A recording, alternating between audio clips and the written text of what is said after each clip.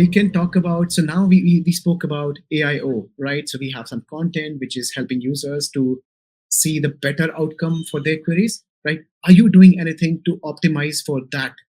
So like we used to do for feature snippets, is there something special that you're doing for that, new position zero? Yeah.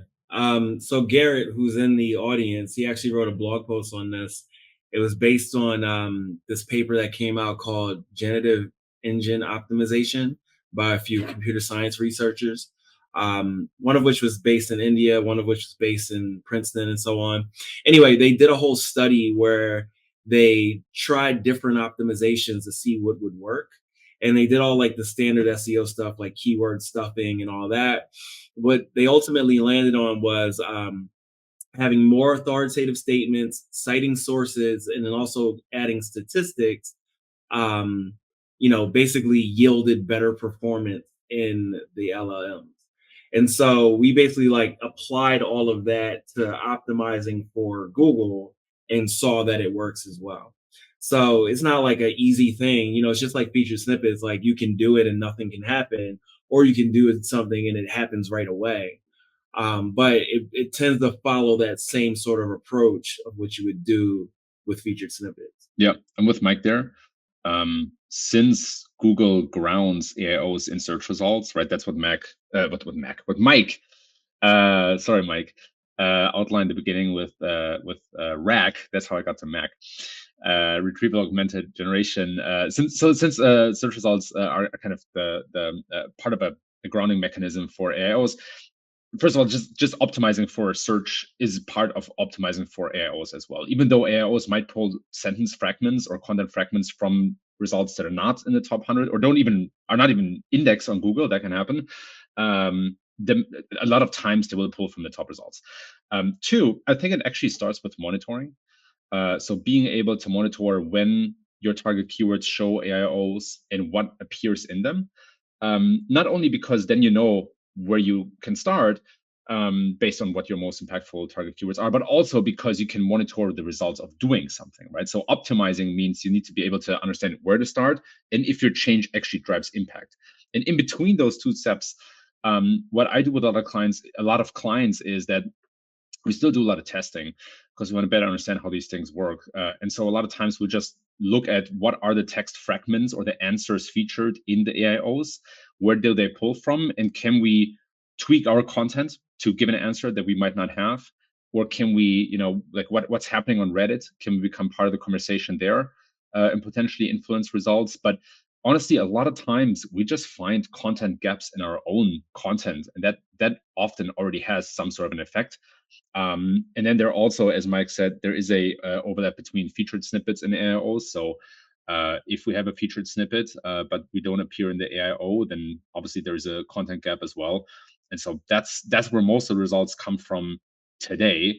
And then the next step, of course, is to figure out how to do that at scale. Yeah, I think the biggest problem here is measurement. So a lot of this is going to be anecdotal. There's no great tool to just figure out when you showed up in any sort of AIO because you don't know the queries. So the queries are not batched; they're individual. They're more individual than they are with regular search queries. They're longer, and again, there's no good tools. And they're across all LLMs. So it's not just Google.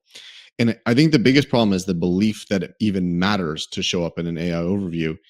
I think showing up in AI overview matters for larger brands with longer sales funnels.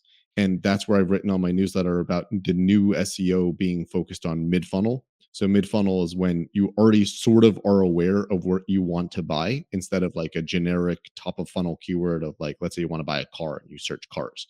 But a mid-funnel would be like, I want a Honda Accord, or I want a 7-seater SUV. You've already educated yourself by that top of funnel content.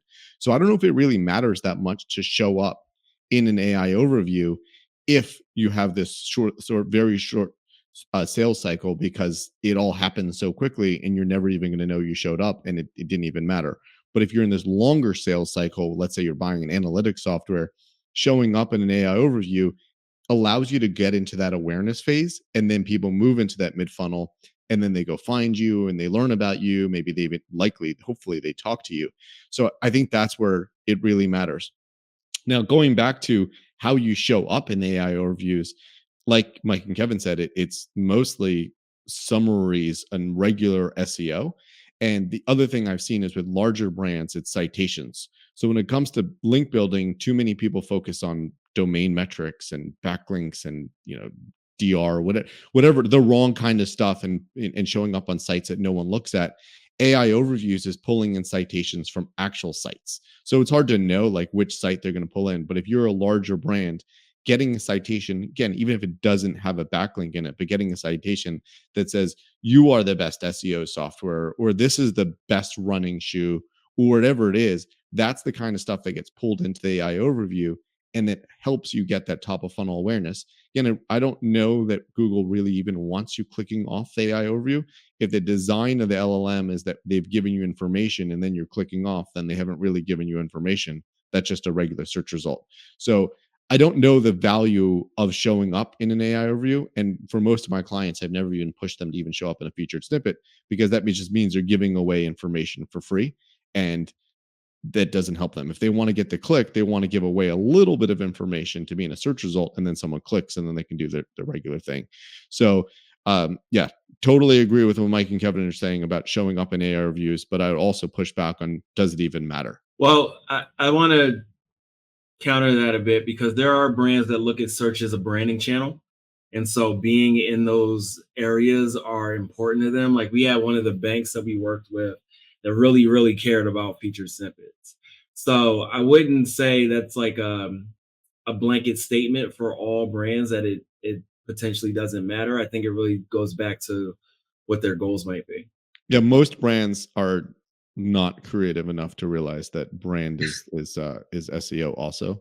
They're always focused on like their non-brand terms and forget that there's so many people looking for their brand, and that's SEO also. And if they do a bad job on brand, that's just less high converting search traffic. So yeah, the good brands are going to recognize it, and the bad brands are going to completely ignore it.